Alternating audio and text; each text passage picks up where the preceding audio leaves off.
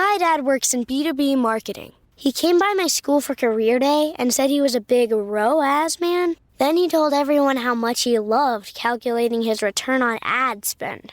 My friends still laugh at me to this day. Not everyone gets B2B, but with LinkedIn, you'll be able to reach people who do. Get a $100 credit on your next ad campaign. Go to linkedin.com/results to claim your credit. That's linkedin.com/results. Terms and conditions apply. LinkedIn, the place to be, to be.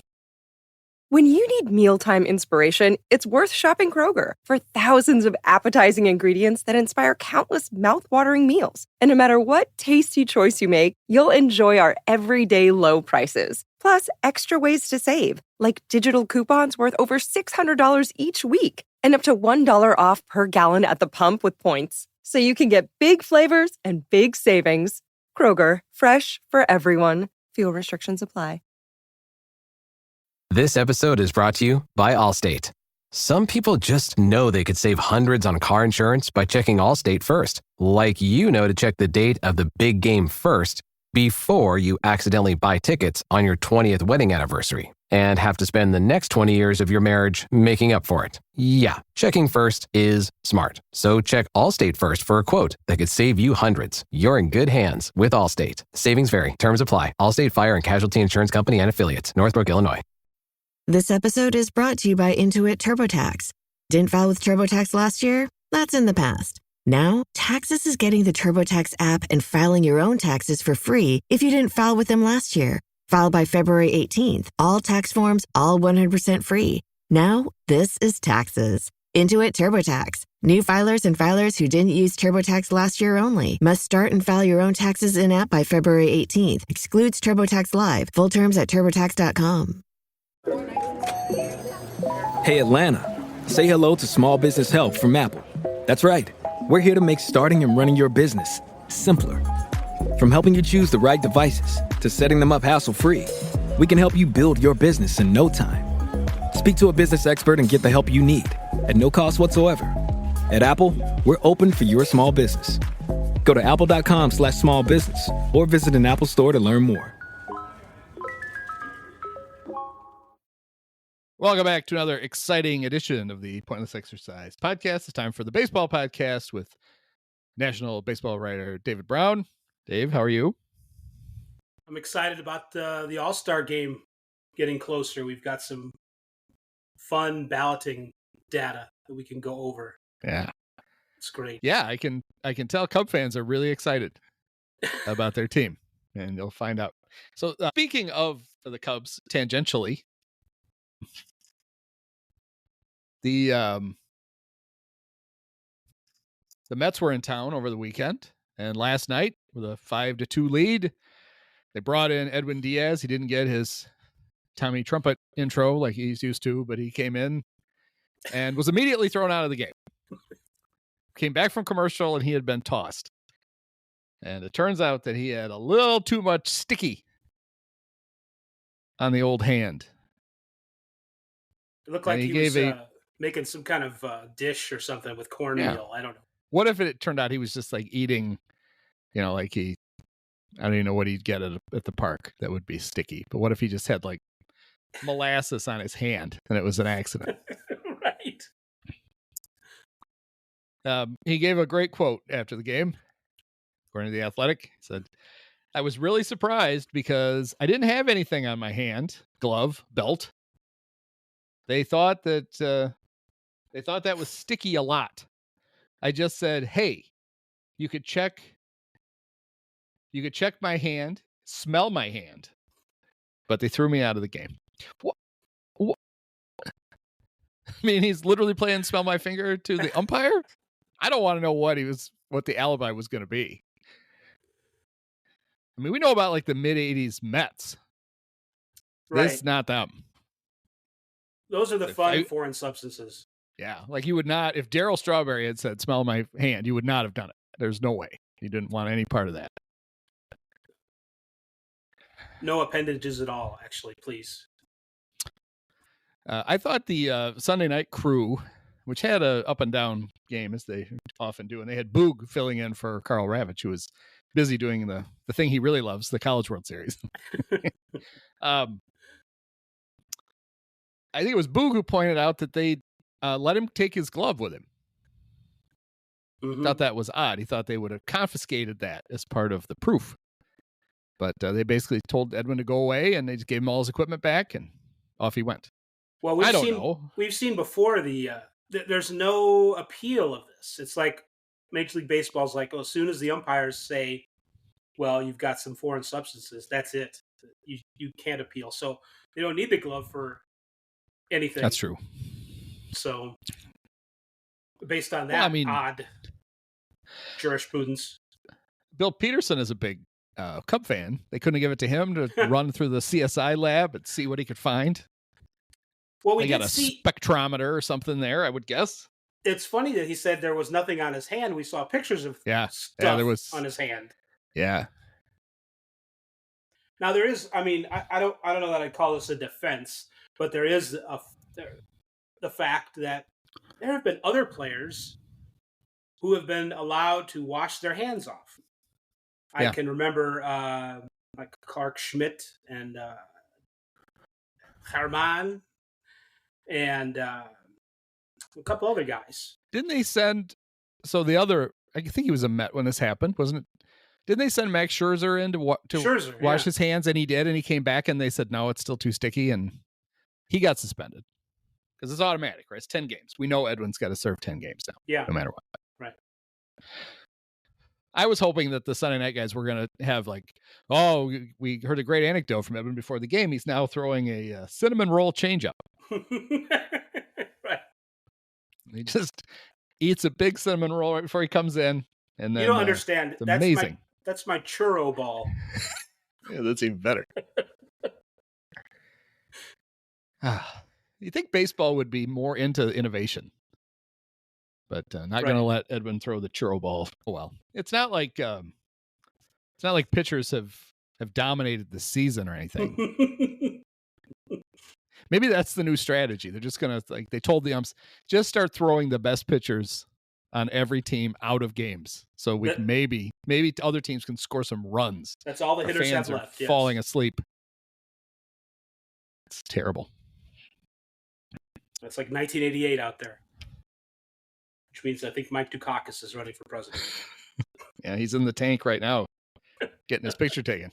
It's amazing that would get you that would crush you in an election compared to the stuff that somebody can get away with now.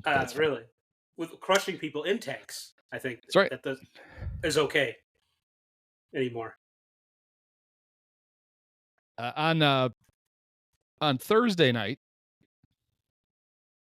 is that right? Thursday night, they had the special game. There is no Field of Dreams game this year or next because Frank Thomas bought it and turned it into a theme park or something. Who knows? He did?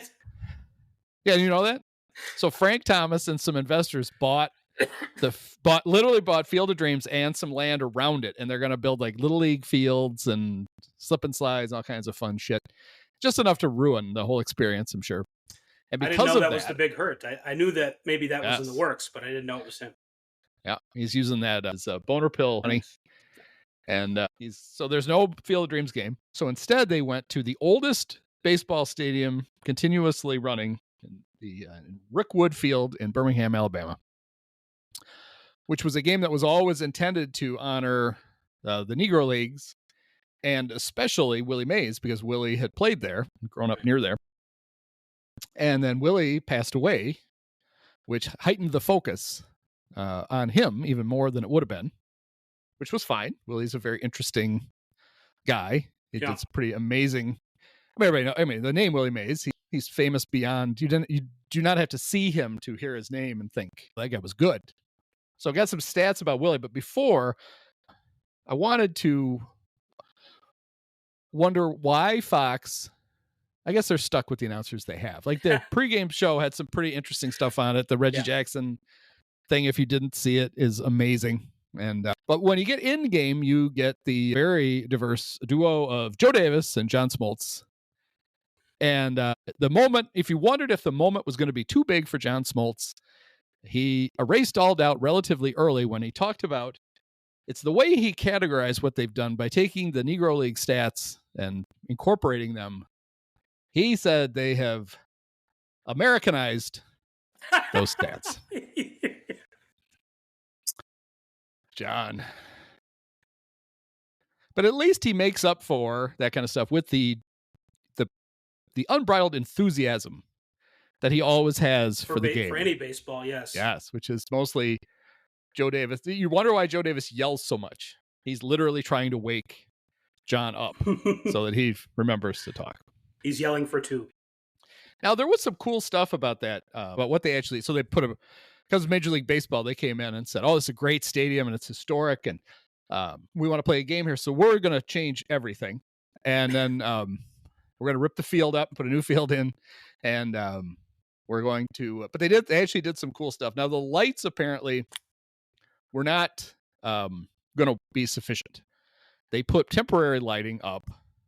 But I didn't know this. They also went, you could see the actual lights at Rickwood Field. They're kind of these kind of rickety looking things hanging over the park. Yeah. They literally went in and took all the light bulbs out because they were afraid that foul balls would shatter them. Oh, and man. Fans would get like, it's like, they're still playing some games in this park, right? You were never worried about any other fans before. But honestly, one of the things they did that I thought was really cool was they all the outfield signage they made look retro, and it was easy with some of the products, like Budweiser. You could go back and find like a Budweiser, what it looked like in the 50s, and make the ad look like that. But it looked like it was still a wood fence, but it was padded. Mm-hmm. They just, and it's like, okay, if you're in a real major league park now, and you feel the need to sell lots of advertising, maybe go to that. Because it really looked cool. The pad, you need padding to protect your players, unless it's Wrigley Field. Then who cares? Run into the weeds growing on the wall, and it'll be fine. But it doesn't have to look like padding, right? So I did like that. I thought that was pretty cool. So I talked a lot about Willie Mays. Talked to people who played against Willie, and but to me, the night that he passed away, we found out during the Cubs were playing the Giants that night. And so they made the announcement during the game. There was a moment of silence. That's actually how some of the Giants players found out, was the moment of silence, which I guess during a game, I don't know how you would actually it's not like you can huddle everybody up. How do you break it to everybody? Yeah. Apparently the announcers knew before the game. Larry Baer of the Giants had told the announcers, at least the Giants announcers, which caught Dave Fleming off guard then when he went to announce it and couldn't say it. If you've seen John Miller was doing the TV call, and he was very John Miller, he was right on top of it. And Dave, when it was finally time, the Mays family had told the Giants, everyone we need to tell that this happened, we've told. So now you can release it. You don't want family members finding out that way. Right. So they handed Dave the news release, and he said, we got some very sad news. And then he couldn't say it for the entire half inning. And then he realized he had to before they went to commercial. But I heard him, he was interviewed by one of the Giants podcasts afterwards. And he said the thing that surprised him was, he's like, I knew before the game, and I felt horrible about it. Willie was always around the Giants. Yeah. The players knew him. He hadn't been so much the last couple of years, but even into his late 80s, he would be there for a game or two at almost every homestand, hanging out in the clubhouse room and just talking to guys. And Dave Fleming said, as a kid growing up, he knew who Willie Mays was. He saw some of the tail end of his career. And he's like, here I am, an announcer for the Giants, and I end up not only getting to meet Willie Mays, but Willie invited me to his house. He goes, Willie one day was handing him stuff from his garage, like memorabilia. Hey, Dave, do you want this? And he's like, you're just going to give it away? He's like, I'll give it to somebody. Do you want it? He's like, sure. So he said he thought he'd come to terms with it when he heard it. Yeah. But then he realized he hadn't when he meant to make the announcement. One of the things I did, then I went to the to Willie's baseball reference page just to look at. There's some baseball reference pages need a lot of context. Right. Willie's does not, because there's a lot of really black ink on it, which means he led the league in lots and lots of things. And so one of the things that I had noticed about it, I'm gonna talk a little bit about the Ryne Sandberg statue dedication from Sunday, but so I had Ryne Sandberg on my mind. I saw that Willie had a career OPS plus of 155. Mm-hmm. And I thought to myself, I don't think Ryne Sandberg had a season of 155. He didn't. Ryan's best season was 145. This is an all-time great baseball player, a completely deserved Hall of Famer. Sure. And Willie's average season was 10 points higher than Ryan's best. Yes. Just there are actually two other Hall of Famers who never had an OPS plus of 155 in a season. There's more than this, but these were the examples I saw after I saw that Jason Stark had a thing. Two other prominent recent ones, Kirby Puckett and Derek Jeter. Mm-hmm. Willie's average season was better than any season they had. At some point in Willie's career, he led the National League in hits, runs, homers, triples, stolen bases, average, on-base percentage, slugging, total bases, and walks. It seems pretty good. He's the only person in Major League Baseball history with 4 home run titles and 4 stolen base titles. So talk about if you need anything to kind of sum up the power speed combo, it's that fact. And he didn't just do it once. He did them both 4 times. He only won 2 MVP awards, but he led the National League in WAR, wins above replacement, 10 times. So you could make a case he probably should have been a 10-time MVP. The thing about it was nobody knew he did it when he did it, because nobody knew it. It wasn't a thing yet. Although, I think even if we didn't know what WAR was, I think you could look at Willie Mays' statistics and figure out that if there was an all-encompassing stat, he would lead it for that year. You know what I mean? It's like, well, this guy's obviously having a better year again than everyone else. Yeah. This is a point, what did I see? If I can interject, I saw Rinaldi, the announcer Rinaldi, had some kind of tweet about how people love Willie Mays because of how he played the game and the aesthetic of it and his enthusiasm, and it was more important than any cold statistic could ever measure, kind of thing. And I would say what you just said shows that isn't necessarily true.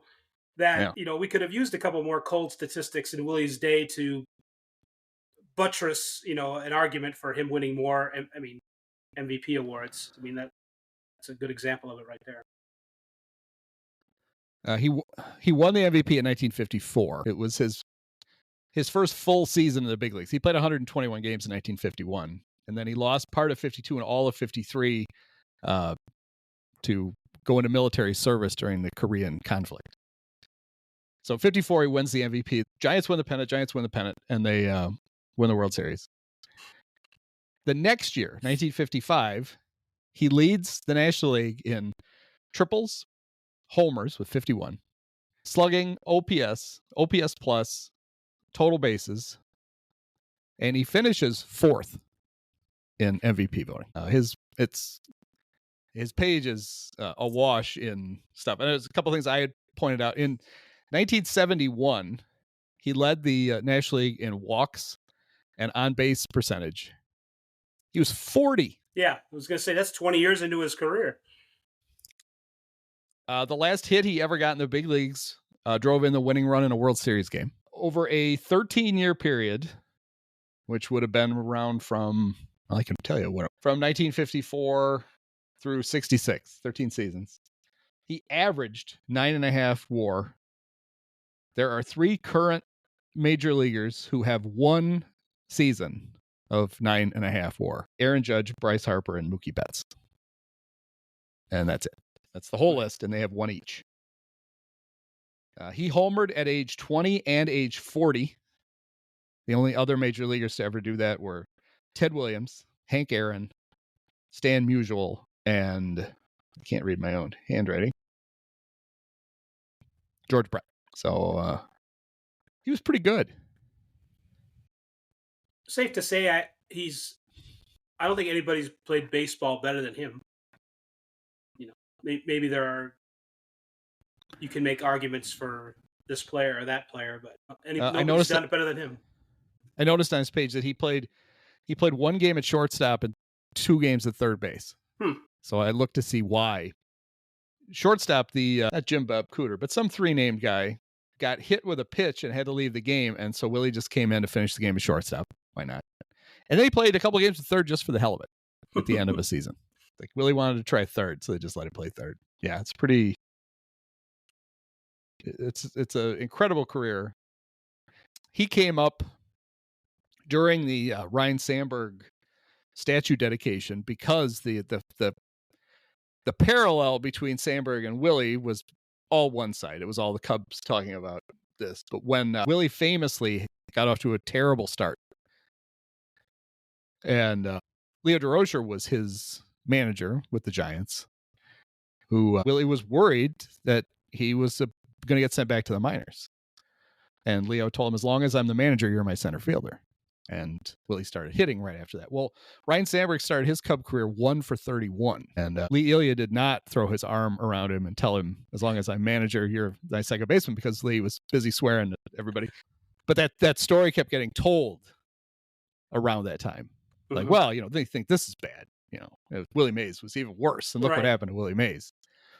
Robin Ventura would have a similar start. So whenever a promising young player in baseball gets off to a rough start, you get the Willie Mays story. None of them ever turn out to be Willie Mays. You probably, I don't know why you would, but you probably didn't catch any or much of the Sandberg statue dedication. It's probably not must-see TV in Kansas City. Highlights of on Twitter of it. Some still photos. So Ryne got to pick the people who talked at his dedication. We didn't get to pick Tom Ricketts. Tom Ricketts was going to talk no matter what. He owns the team. Paid for the statue, or found a sponsor to pay for the statue. I don't know what he did. But he picked Larry Boa and Sean Dunston, his two primary shortstops in his time with the Cubs. And Larry, I don't know if it's his accent, but Larry talked about his close personal friend, Ryan, over and over. He must have said Ryan 10 times if he said it once. He did call him Rhino a few times, so at least he knew the nickname. Not Ryan. His close personal friend, Ryne Sandberg. And then Sean, who I love. He was my favorite player as a kid, and is probably still my favorite player. I was a little worried. Sean went up there with no notes. And for a while, I think it sounded like Sean thought maybe the statue was for him, because he was thanking all of his former teammates for helping him get here. It's like, no, Sean, Ryne picked you to talk about him. And turns out Sean did know the assignment, and he did get it right. But Sean basically said, he's a rookie. He gets to the Cubs, and he has a quick conversation with his new second base partner, Ryne Sandberg, who tells him, anything in the air is yours. Go catch it. In other words, and Larry had just told the story that when he and Ryne came to the Cubs and Ryne switched to second base, he told him the same thing. Yeah. Here's a pop-up. You go catch it. I'm not chasing those damn things. But Sean said, here is a brand new rookie player, maybe the youngest player in baseball at the time. Certainly the youngest player on the Cubs. It's the 85 Cubs. It's the remnants of the 84. It's all those grizzled veterans. And he goes, I'm sitting there and they put me next to Ryne, and Ryne doesn't talk. Like, if Ryan's assignment was to help give advice to Sean, it wasn't ever going to happen. And it wasn't that Ryne was being a jerk. Ryne was basically mute. And Sean was just going to have to watch him. And then the other thing, the best was Sean's delivery. Sandberg was, the one thing he was like famous for on the team was he loved to give guys hot foots. Hot feet? Hot foots? What's the plural of hot foot? It's a good question. So I knew that because I heard that all the time. But Sean in his speech says, well, Ryne set everybody's shoes on fire. No context. Didn't explain it. There's 5,000 people crammed into that thing. I imagine there's like 4,500 going, what is this thing about Ryne setting everybody's shoes on fire? Sean, what was that? But it was fun. And Ryne, it was great to see him there. Ryne was diagnosed I guess we found out in January that he has prostate cancer. He's gone through the treatments. He looks good, says he feels good.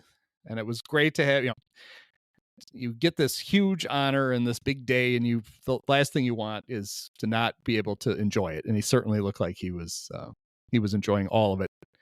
And he got a couple of good ones off in his speech. He talked about how the reason for the trade from the Phillies was Larry wanted out of Philadelphia. And, so Ryne thanked Larry Boa for always being disgruntled, which I thought was very funny.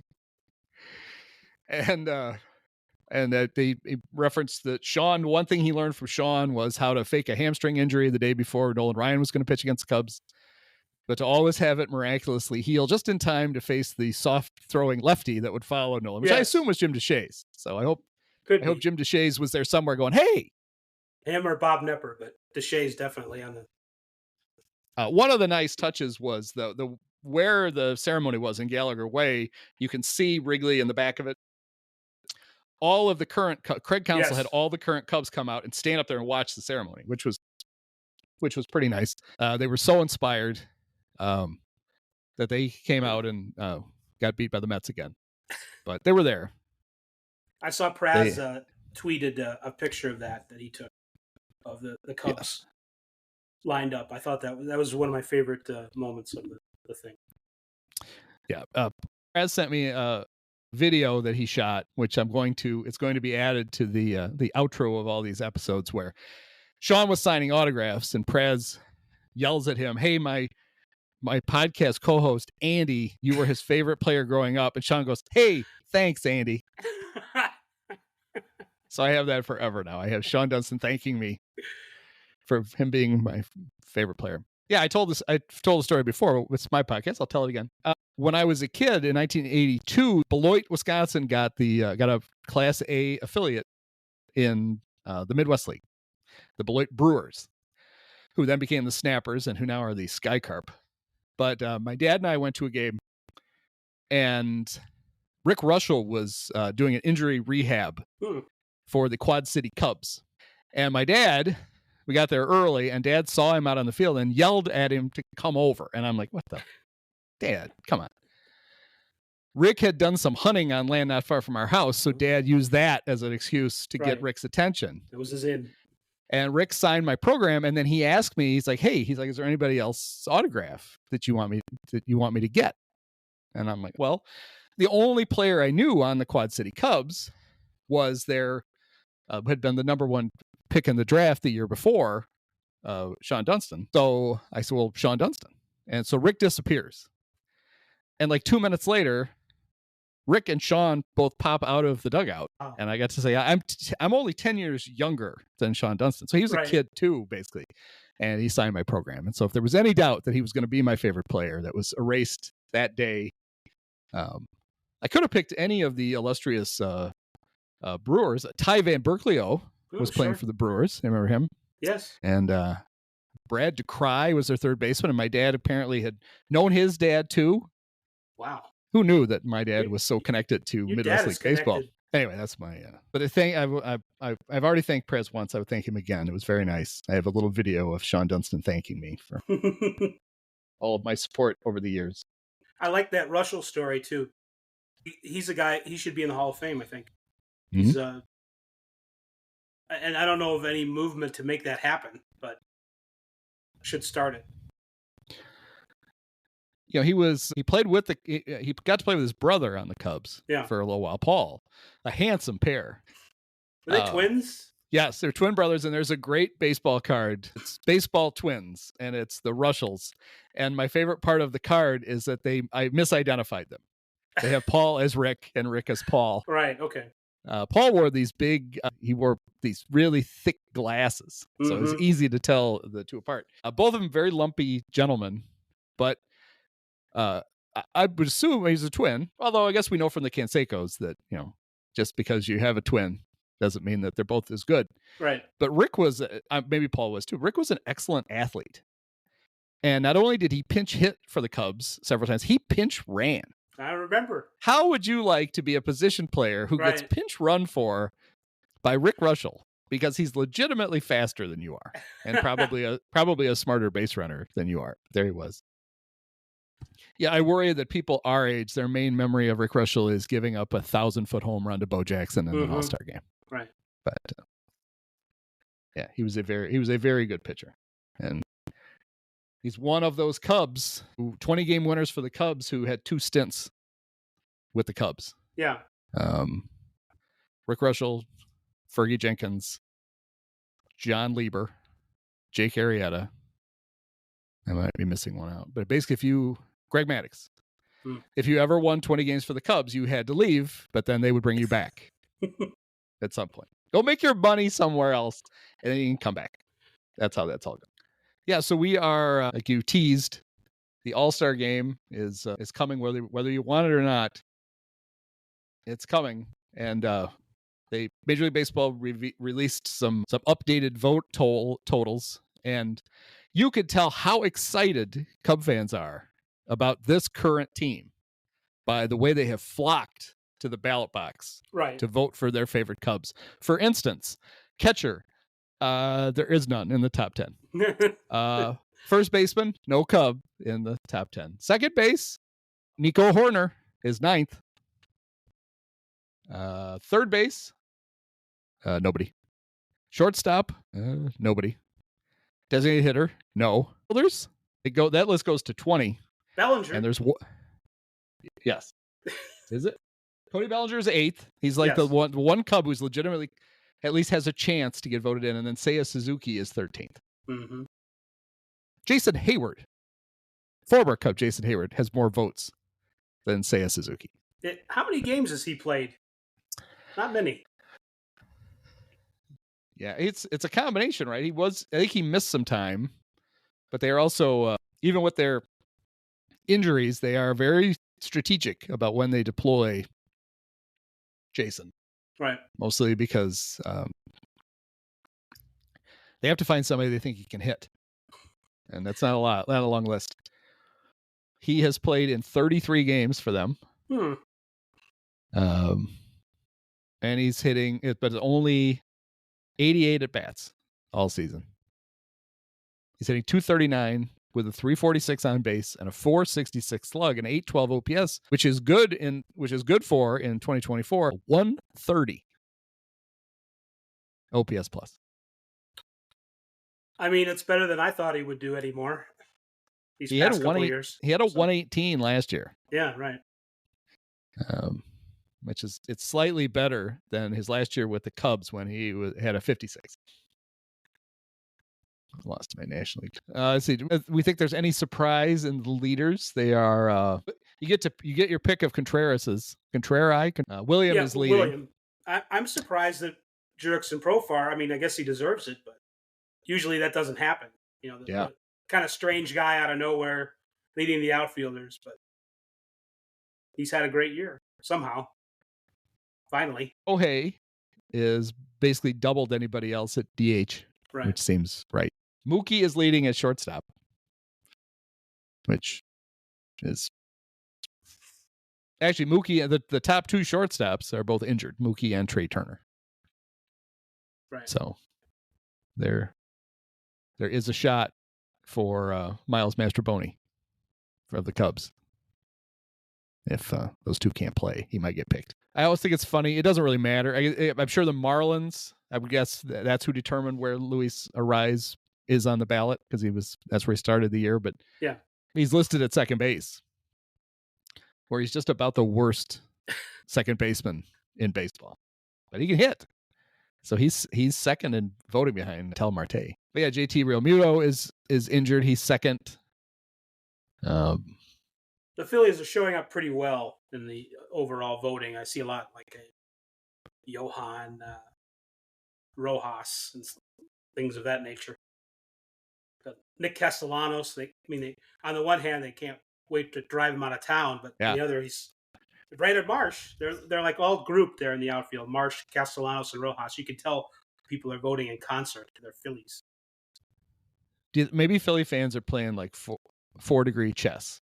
And they're like, maybe if we can get him on the All-Star ballot, it'll up his trade value. And then we can replace it. They're always thinking. Yeah. When they're not throwing batteries at people. But yeah, so I don't see any like real egregious, like Will Smith, I think is William Contreras is a very good player. I think Will Smith is probably the best catcher in the National League, but he's third. It's not like he's 10th. Right. You can't argue with Bryce Harper and Freddie Freeman 1-2 at first base. Yeah, the ones that stick out are fans actually recognizing that Christian Yelich is back to being good again. Mm-hmm. And that not just Brewer fans, because you can't rely, their attendance is okay, but he's got to be getting votes from other people. There's that. So yeah, you're right. The Phillies dominate the National League part. And then you can tell that the Orioles fans are excited about their team because there's lots of Orioles. Adley Rutschman, Ryan Mountcastle is getting the most votes at first base. This episode is brought to you by Allstate. Some people just know they could save hundreds on car insurance by checking Allstate first. Like to check the date of the big game first before you accidentally buy tickets on your 20th wedding anniversary and have to spend the next 20 years of your marriage making up for it. Yeah, checking first is smart. So check Allstate first for a quote that could save you hundreds. You're in good hands with Allstate. Savings vary. Terms apply. Allstate Fire and Casualty Insurance Company and Affiliates. Northbrook, Illinois. When it comes to towing, seeing is believing. That's why Chevy Truck's advanced camera technology offers up to 8 available cameras for 14 unique views, so you can focus on the view that really matters. Chevrolet, together let's drive. Learn more about Chevy Trucks at Chevy.com. Safety or driver assistance features are no substitute for the driver's responsibility to operate the vehicle in a safe manner. Read the vehicle owner's manual for important feature limitations and information.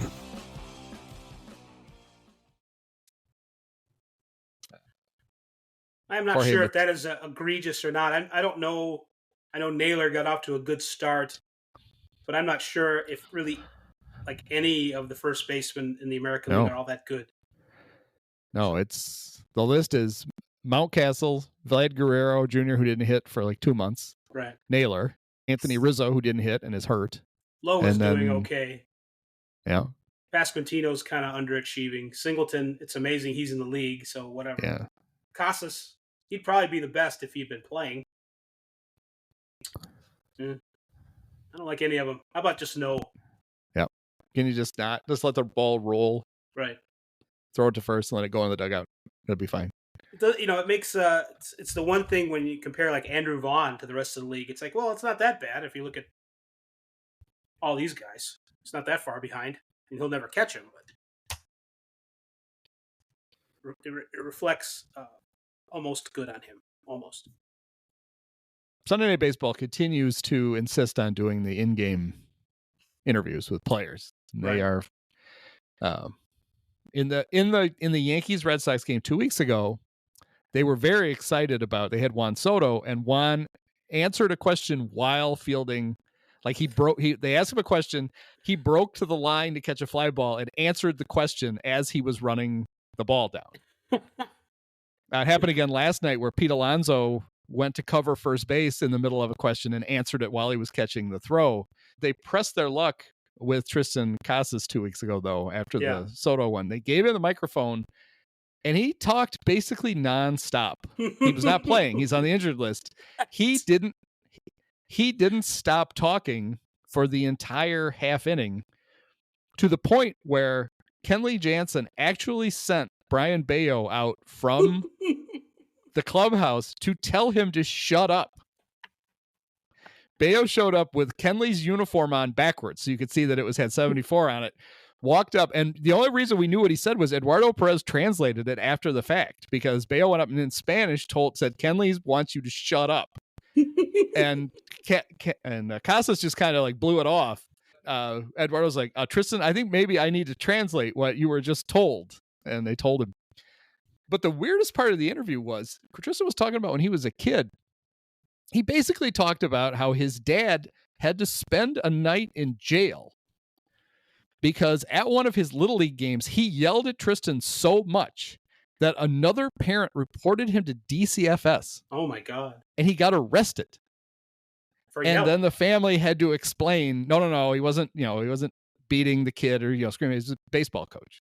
And Tristan thought it was the funniest thing ever, the story. And I'm like, I don't know that story comes off as charming as maybe you think it does on Father's Day. No. Oh, right.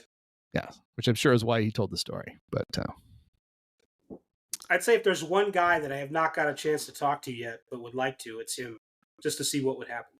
yeah, I would say you're going to get to ask one question. Right. All right. And then he's going to talk for the next half hour, which is fine. Yeah, I see Stephen Kwan, fourth there among outfielders. He's now that he's, I think he's still a couple of at-bats shy. If he continues to play regularly over this next week, he will qualify again for the batting title. He's flirting with 400, which I'm told is pretty good. And actually slugging, at least especially for a Guardian. Yeah, they don't like extra base hits. They're a very odd team in that they have a good offense, but nobody knows how. Right. Like, even if you watch a Guardian game, Rick Manning seems shocked when they score. Excited, but shocked. Yeah, he's got 21 extra base hits and 222 plate appearances, which is a lot for him. So, yeah, he's slugging almost 500. He's over. He's slugging 575. He's got 7 home runs, so he is pulling. He's got 12 doubles. I mean, I don't think there's any. He's got no chance of hitting. You know, he's a career, including this. He's a career 298 hitter. So I don't think he's gonna exactly, Poochie. He ain't gonna hit 400, but he could have some kind of weird, amazing season. It's possible. Yeah, I see Gunnar Henderson is still ahead of Bobby Witt Jr. at shortstop. Bobby might, well, you live there. Bobby might very well be is he the best player in the American League? I mean, the most talented player. Is he the best player in the American League? I mean, you know, he's fast. He's so fast. I think Gunnar Henderson deserves. He's having a better year. So okay, so they got that right. Yeah, the Royals fans historically have been amazing at the shit they pull off of All-Star game balloting. So, you know, they voted almost the entire starting lineup in 2014. So, or 2015, I should say. It's a testament to Gunnar and the Orioles fans that they're not second place to win. But yeah, Gunnar's having a better year, which is saying a lot. I mean, he's got like a 180 OPS plus, and Witt is probably maybe 150 or 145. So Gunnar better. I see Davis Schneider of the Blue Jays is 6th second baseman.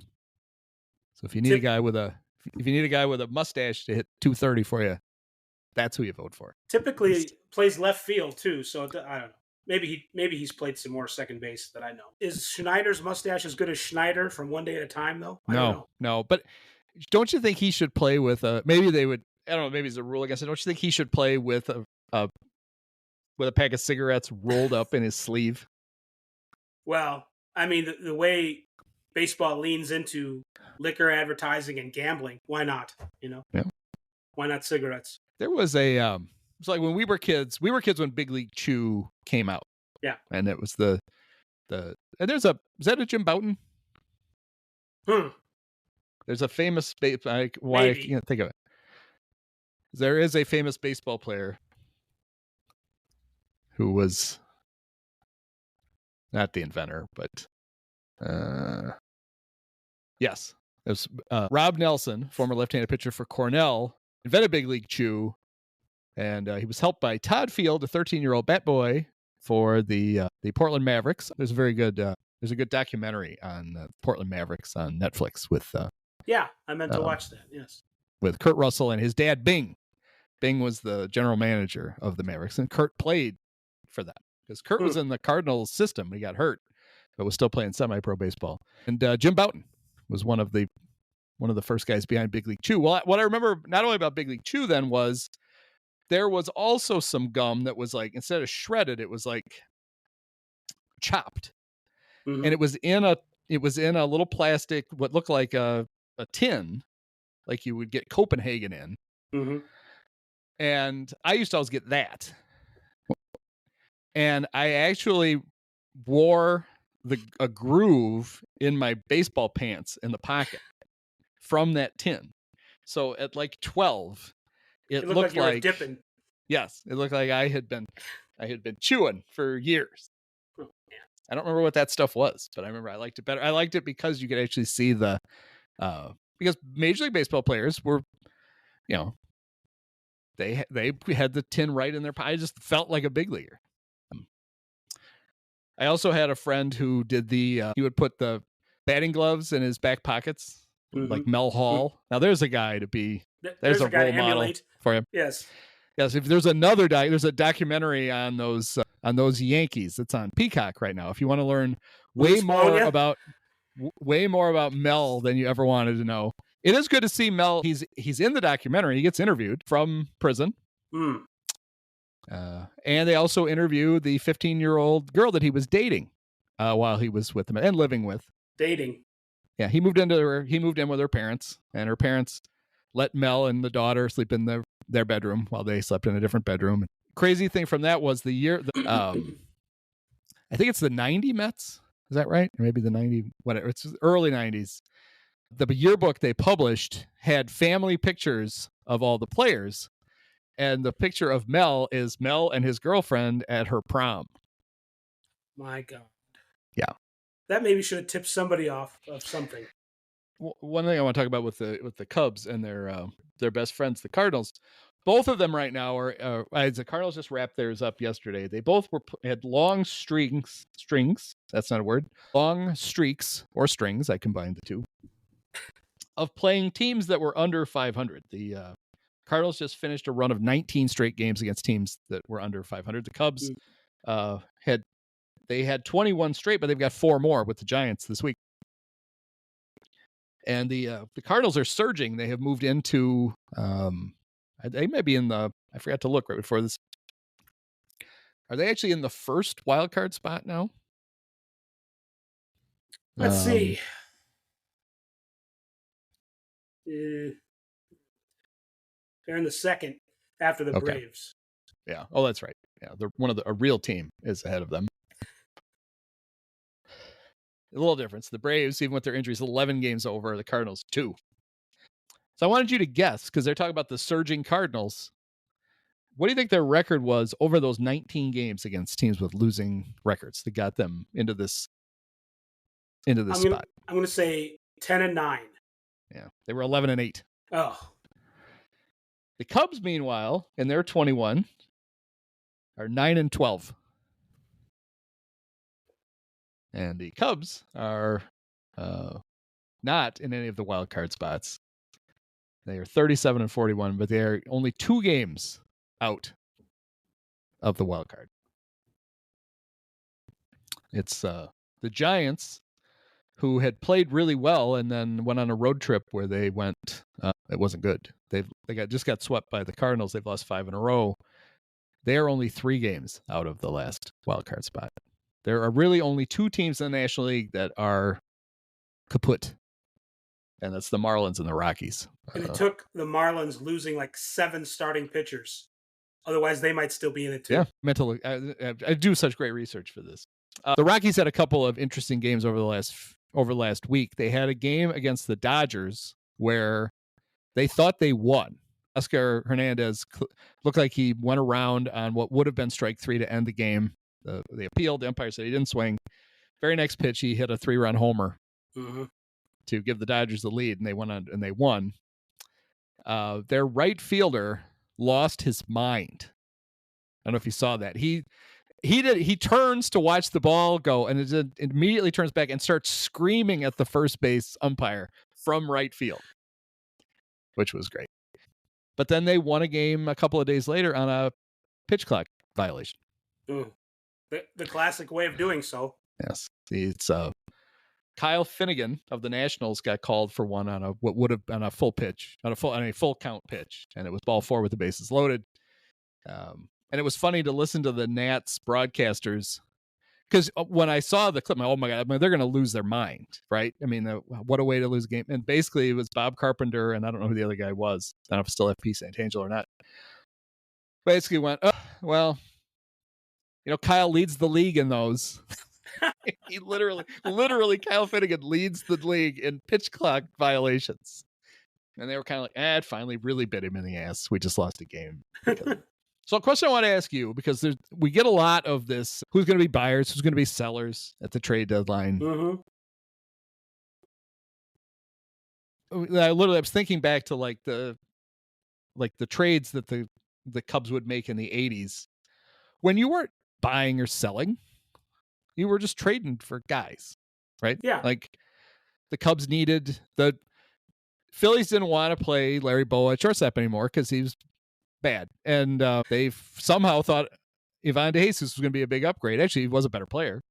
And the Cubs got Ryne Sandberg thrown in. But so what I was thinking about was people are like, well, there's not going to be much of a trade market because all the teams are bunched too close together. And I get that. But why doesn't it spur, this crazy talk, actual baseball trades?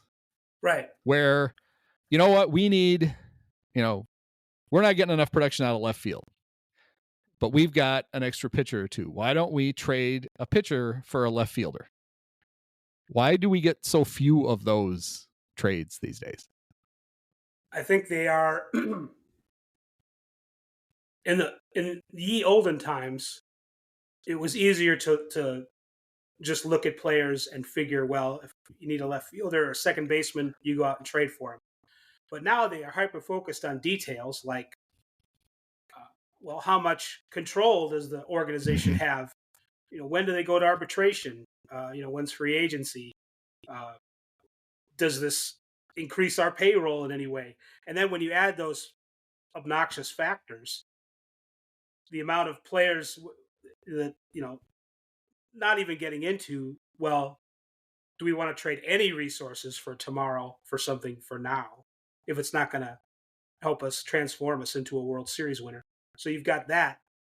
But when you look at, they find the warts on a player, imagined or real, and that reduces the amount of possibilities in the trade market. I think that's the best way I can describe it.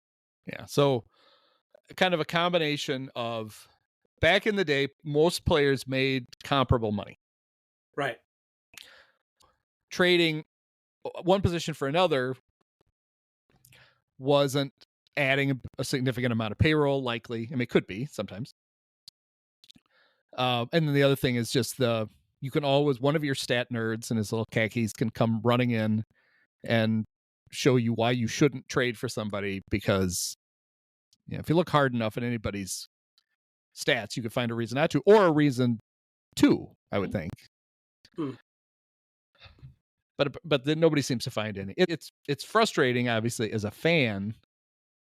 You would think when you're looking at the National League, and the American League is similar, except they're farther behind a couple of the other wildcard teams. But in both leagues, there's these big clumps of teams that are basically the same. There's how much difference is there really between the Cardinals, the Padres, the Nats? It's amazing that the Nats are 38 and 39. I don't get it either. The D-bags, the Mets, the Pirates now have passed the Cubs because they actually can pitch. The Cubs, the Reds, and the Giants. You would think that a couple of those teams could get together and be like, all right, we need this, you need that. Let's try it. But it seems like it's just a default that when, even as a writer or even a fan tries to come up with a trade scenario, your immediate thing is you go to their minor league system and try to figure out what prospects that they might be willing to trade. And is that just a case of every team overvalues prospects now? I mean, to a certain degree, yes, but it isn't even so much that they overvalue the idea of having these resources for tomorrow. Mm-hmm. That they have decided that there's no good reason to improve the team for improving the team's sake this year. It's kind of a sort of a short-sighted thing, I think. But if the trade doesn't move the needle on making you a World Series contender, don't even bother doing it. So that has kind of become the default judgment of all these teams that are hovering around 500. If the deal isn't big enough, don't bother. And then teams don't want to lose anything that could be perceived as, if we could make a few extra bucks on having these resources for some other time, we're going to wait until next year. We'll kick the can down the road. If we're a better team next year, then we'll pull the trigger on something. And then it happens or it doesn't. It's they come up with some other excuse not to make a trade. So then it also gets down to as long as you can continue to sell your boss on the future, vague you can as it save. is. You can save. You can keep your job. Right. It's like, well, we're struggling now, but we've got 8 guys on the top 100 prospect list, even though maybe 7 of them are from 60 down, and they're not really thought to be, impact prospects. You could say you've got that. The minute you make a trade on the big league roster, that trade is able to get judged, right? Like it's easier if you trade for prospects, and you can't fully evaluate the trade until the prospects have developed a little bit. But if you trade big leaguer for big leaguer, within a few weeks, people can make an actual judgment as to how that trade turned out. Well, at least you're not in the car this time. Sorry about that. No, that's fine. It happens. So if you can convince your boss that you've got something, 100 top 100 prospects, that's where you were when I died. Yeah. Well, basically what I said was, if you trade big leaguer for big leaguer, then people start to judge the trade immediately. Right. If you trade for 3 prospects, then you can always say, well, we don't know how these guys, it's going to be a few years before we can tell the haul we got. So you better stick with me, because you lost yourself some time. Yeah. Which is a hell of a way to run hell of a way to try to win a pennant, is to constantly just kick it down the road and say the promise of tomorrow is so attractive. It was always good for players to have owners who are in it for their ego, for trying to win. It was good for them because, that boosted salaries and, Scott Boras free agency, but it was also good for fans because it would keep more teams into the possibility of winning and competing. And I think they are selling short. Maybe the reward isn't going to be so great, but I think it would show something to their fans if they were more interested in making these little trades that help the team a little bit for the season that we're in, rather than worrying about having enough resources for tomorrow. I mean, it's frustrating for fans. I would say this is true of most teams now. Fans seem to want to win more than the owner does. Right. Like the owner is looking at it, it's like, well, it would be nice to win. That would be great. As long as I get a return on my investment, I'm doing fine. And, we're not, it's like we used to joke that at least the Cubs can hang flags for, staying under the luxury tax every year. That's the one that the Ricketts would be most proud of, instead of trying to contend for something else. Oh boy. But yeah, I think and then, we just talked about, well, this extra wildcard spot has all these teams in it. We've talked about this before. I mean, we knew when they proposed it that this was going to be the likely outcome. It was going to be that teams were going to shoot for the 3rd wildcard spot. Right. It wasn't like, okay, well, we're going to shoot to win the division, and then if bad things happen, then there's always that wildcard spot. It's the opposite. We don't need to spend this money because we're still going to be in it. The one thing that might be exciting about the National League wildcard race is the thing that doesn't exist anymore is, can you imagine if they still did it the way that they did until last year, where they'd have to find a way to play, if all these teams tied, that they'd have to come up with a way to play these off to determine. That would be genuinely cool. Like, right. It would screw up the whole postseason, because if you had 6 teams tied for that last spot, and it's like, oh, these 2 teams had play today and these 2 play today, and if this team wins, well, that team, and there was even the old one, there was a way that you could lose your playoff game, maybe not. I was just thinking, and then get a second chance. I think there was this whole, it was very, very complicated. And now they're just going to go through. It's like the NFL. There's just this whole list of tiebreakers, and a spreadsheet is going to decide, nope, sorry, you didn't get in. Right. So now there's no redeeming quality to it's just a bunch of bad baseball teams that one of them is going to wander into the playoffs. But and it has the added value of most likely killing the trade deadline to where very little will happen. A lot of teams tinkering on the margins is about what you're going to get. I mean, mostly the in-season trades we get now until that last week of July are guys being designated for assignment. And then another team swoops in and trades a low-level prospect so that they, instead of having to fight for him, either claim him on waivers or fight for him after he clears, they just make a small trade and they take the guy. That's how Jose Cuas. Jose got claimed because he made so little money. He just got claimed. But and we used to joke about it with the Cubs all the time. There's all this fear. The fandom has shifted in a way that it's not as fun. It's this whole idea that you have to be like a prospect. You have to pay attention a lot to the minor leagues. Or then you're worried about things like they got a 40-man roster crunch. They could lose this guy and we used to always joke that Jed was amazing at getting guys through waivers. He wouldn't lose them. Well, the reason he was nobody wanted any of the guys that he was waiving. Because the Cubs 40-man roster crunch was mostly imaginary because it was a bunch of guys that, it was basically paperwork.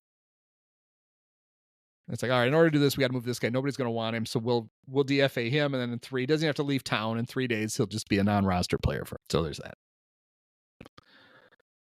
Hopefully